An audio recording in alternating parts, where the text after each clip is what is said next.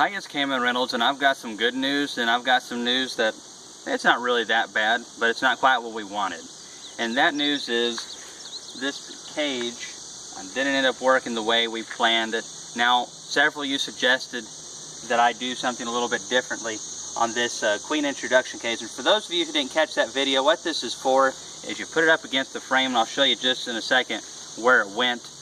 But these little plastic pieces right here, I put them in through the top, which doesn't make any sense because they don't stick out that far. But I did come back later and switch those out because I had several people tell me that's the way it was supposed to go. And so that helps you a little bit, but still the bees chewed underneath the cage and released her, because they'll dig underneath and chew the combs to get to whatever they want to get. And they don't like this cage, it's foreign, and so they're digging up underneath it. So I have made some 1/8 inch hardware. You can get some hardware cloth, and it's 1/8 inch. It's 1/8 of an inch. There we go. And you use it for screen bottom boards and stuff like that. And you can purchase those real cheap and make your own. But I think really the key with these things is pushing them in really good.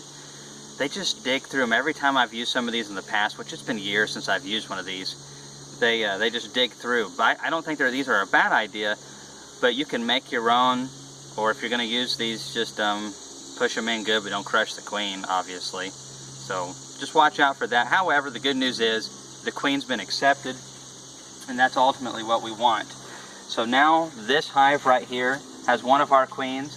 This one also has one of our queens, but it was introduced through a cage, just a plain old cage. And this one right here is still the original package queen. So that's pretty exciting. But here she is, well, yeah, there she is right there, the green dot. And she's laying away. Excuse me. That's one of our Carney line queens. See how dark she is with the stripes. We actually have some of them that are solid black.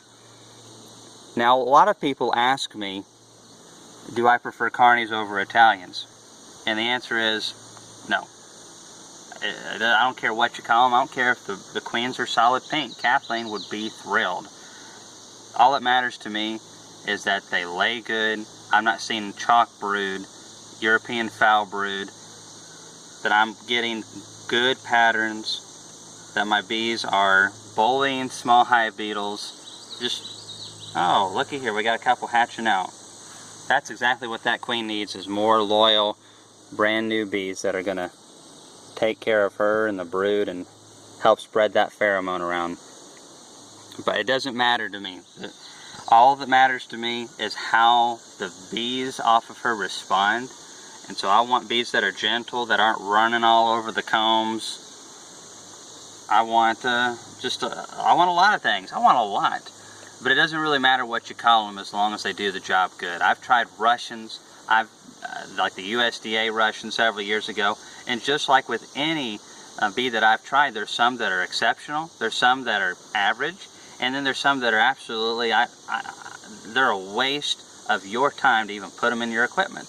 I don't care what breed of bee you have, you're going to get some of those. But the more we select, the less of that I see.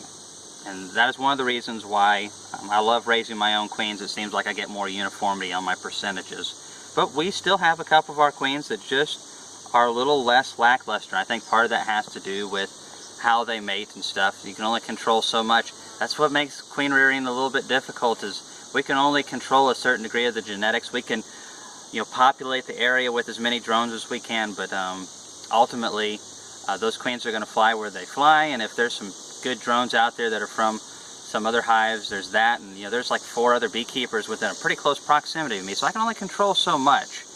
But I mean, it's these little things like that kind of make it exciting, because you're always fighting the odds and stuff like that. But anyways, we're going to keep you updated. We're going to give this colony a little bit of sugar syrup, and no patty yet.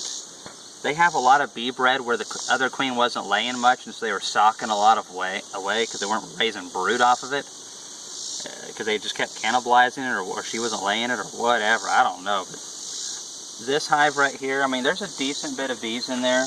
We're probably going to shrink them down to 1 box. I don't think we have to.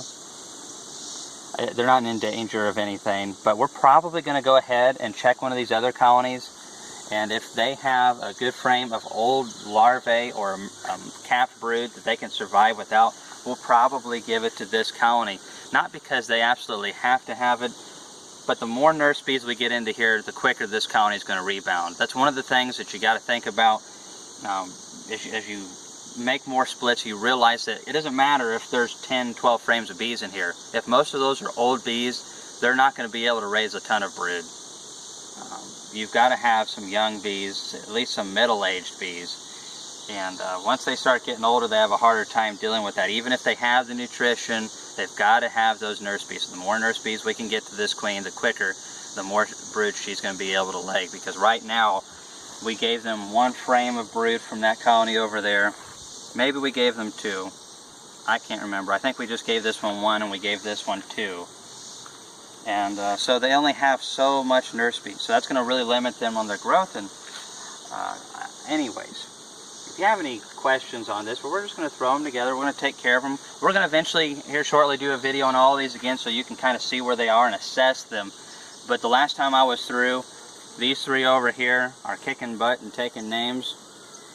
This one over here looks good. I wouldn't say great, but it looks pretty good. They consumed a nice sized patty, which is a good sign. And this one right here is very similar to that one. Very, very similar. They both have queens that have just been laying for about 7 days. So it's going to take a while for these 2 to rebound. And that's the thing. You can get a great queen and then you can split them like that. Or you get a queen that's abysmal and then you're just doing your best to keep the hive from dying out. So this part of beekeeping, we got a queen rearing video we just uploaded. I don't know if it'll be after this one or before this one, but maybe that'll help you raise a couple of your own queens and take a little bit control over your beekeeping hobby and operation. So thanks for watching the videos. If you have any comments or questions, leave them below.